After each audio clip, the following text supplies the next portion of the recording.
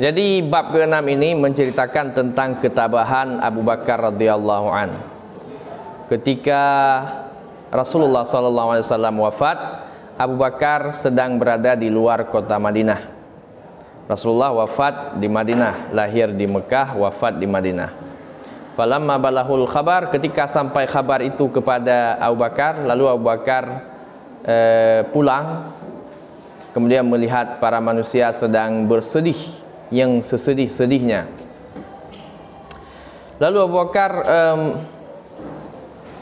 Bakar menenangkan hati mereka. Abu Bakar naik ke atas mimbar, kemudian Abu Bakar berkhutbah.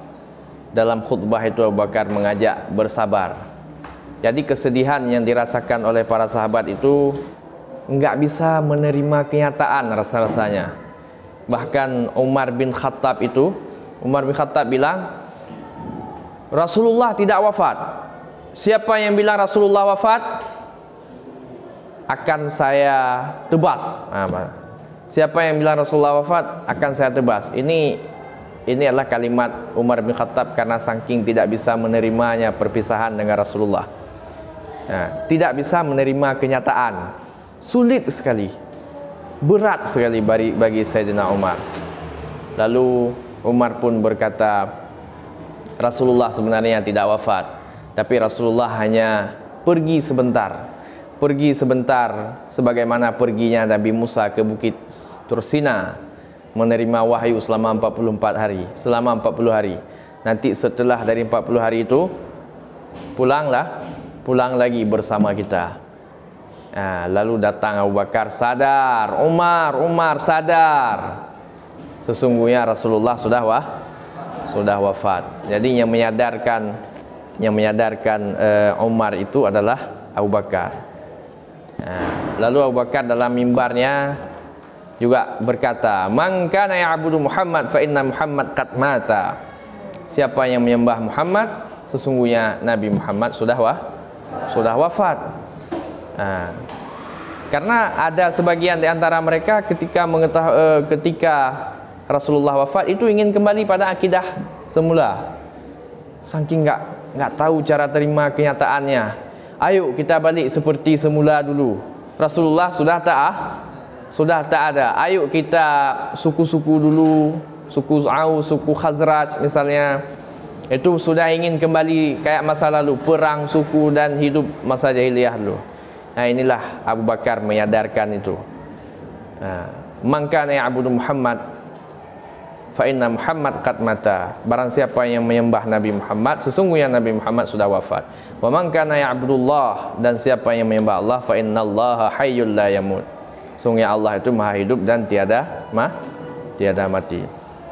Itu nasihat. Kemudian Abu Bakar juga mendatangkan ayat summa tala qauluhu ta'ala wa ma Muhammadun illa rasul qad khalat min qablihi rasul afa in mata aw qutilan qalabtum ala aqaikum. Dan Muhammad itu tidaklah Muhammad itu kecuali hanya seorang rasul, dan di masa lalu sudah ada rasul dan mereka sudah wafat. Itu maksudnya. Afain mata, apakah jika Rasulullah sudah wafat kalian juga akan kembali seperti semula? Padahal Rasul itu sejatinya bukanlah Tuhan. Jangan sampai kayak orang Nasrani menuhankan Isa. Tapi Nabi Muhammad adalah hanya seorang Rasul, seorang manusia, utusan Allah kepada manusia untuk menyampaikan berita tentang ketuhanan. Kemudian jadi Abu Bakar adalah sosok yang paling tabah dalam menghadapi perpisahannya dengan Rasulullah. Kemudian setelah mendengar pidato daripada Abu Bakar, fa khaffa 'inda idzin jaza'un nas, maka ringanlah ketika itu beban-beban para manusia, beban-beban para sahabat, sudah lega. Karena di antara sifat Abu Bakar yang di belakang diceritakan bahwa Abu Bakar itu punya lisan yang fasih, punya cara bicara yang luar biasa.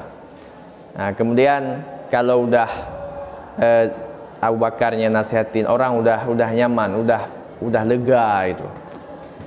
Udah kan, udah ada kan belakang, kalau udah dekat dengan Abu Bakar, orang sudah nyaman, sudah terobatilah segala penderitaannya.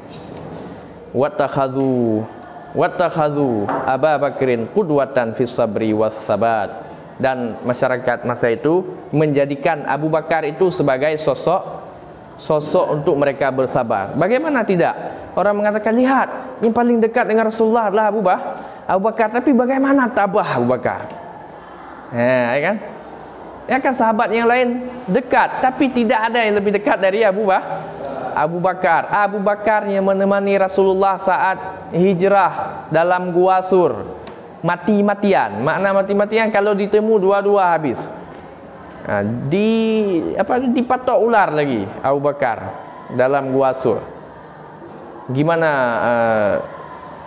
perjuangan daripada Abu Bakar. Jadi makanya wajar kalau setelah itu yang menggantikan Rasulullah itu adalah Abu Bakar. Maka mereka berkaca, lihat, Abu Bakar itu orang kayak gini dengan Rasulullah, tapi gimana tabahnya? Lah kita yang enggak gitu-gitu kali. Nah, ayolah kita tabah juga. Itu mana mengambil menjadikan Abu Bakar sebagai teladan dalam bersabar dan tabah.